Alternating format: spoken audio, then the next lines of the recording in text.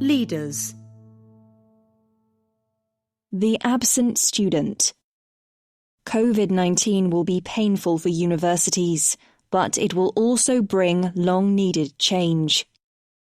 In the normal run of things, late summer sees airports in the emerging world fill with nervous 18-year-olds jetting off to begin a new life in the rich world's universities. The annual trek of more than 5 million students is a triumph of globalization. Students see the world, universities get a fresh batch of high-paying customers. Yet, with flights grounded and borders closed, this migration is about to become the pandemic's latest victim. For students, COVID-19 is making life difficult. Many must choose between inconveniently timed seminars streamed into their parents' living rooms and inconveniently deferring their studies until life is more normal. For universities, it is disastrous. They will not only lose huge chunks of revenue from foreign students, but because campus life spreads infection, they will have to transform the way they operate. Yet the disaster may have an upside. For many years, government subsidies and booming demand have allowed universities to resist changes that could benefit both students and society. They may not be able to do so for much longer. Higher education has been thriving. Since 1995, as the notion spread from the rich world to the emerging one that a degree from a good institution was essential, the number of young people enrolling in higher education rose from 16% of the relevant age group to 38%. The results have been visible on swanky campuses throughout the Anglosphere, whose better universities have been the principal beneficiaries of the emerging world's aspirations. Yet troubles are piling up. China has been a source of high-paying foreign students for Western universities, but relations between the West and China are souring. Students with ties to the army are to be banned from America. Governments have been turning against universities too. In an age when politics divides along educational lines, universities struggle to persuade some politicians of their merit. President Donald Trump attacks them for radical left indoctrination, not education. Some 59% of Republican voters have a negative view of colleges. Just 18% of Democrats do. In Britain, universities' noisy opposition to Brexit has not helped. Given that the state pays for between a quarter and a half of tertiary education in America, Australia and Britain through student loans and grants, the government's enthusiasm matters. Skepticism among politicians is not born only of spite. Governments invest in higher education to boost productivity by increasing human capital. But even as universities have boomed, productivity growth in the rich country economies has fallen.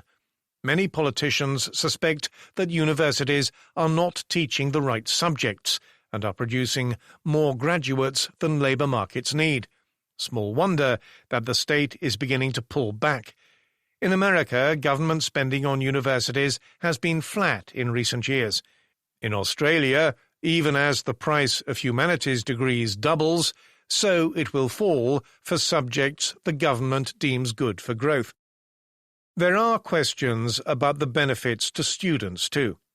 The graduate premium is healthy enough on average for a degree to be financially worthwhile, but not for everybody. In Britain, the Institute for Fiscal Studies, or IFS, has calculated that a fifth of graduates would be better off if they had never gone to university.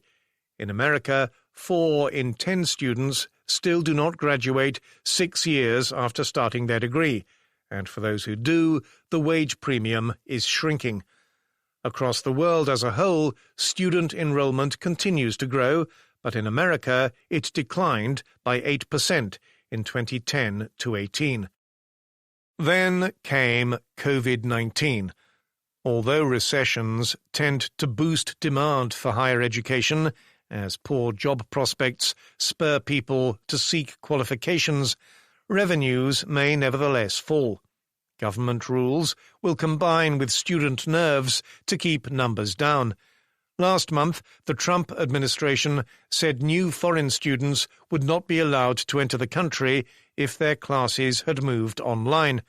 Sydney, Melbourne, UNSW and Monash, four of Australia's leading universities, rely on foreign students for a third of their income. The IFS expects losses at English universities to amount to over a quarter of 1 year's revenues.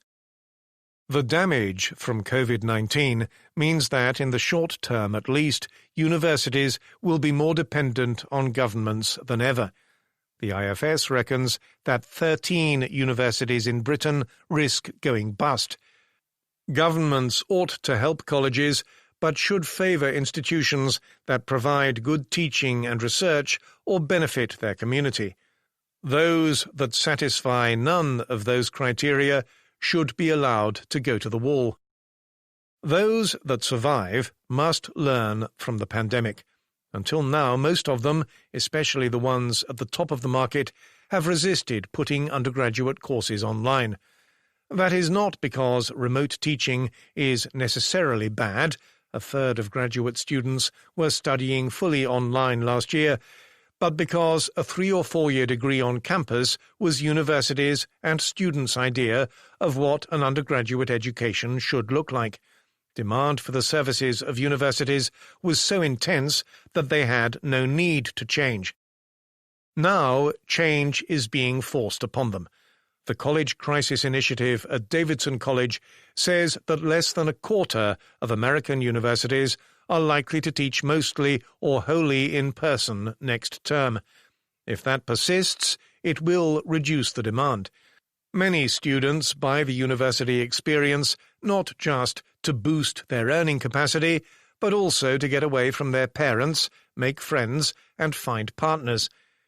But it should also cut costs by giving students the option of living at home while studying.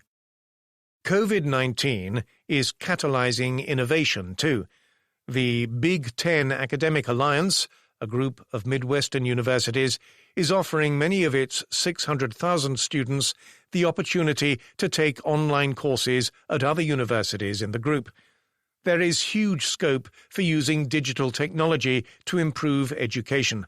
Poor in-person lectures could be replaced by online ones from the best in the world, freeing up time for the small group teaching which students value most.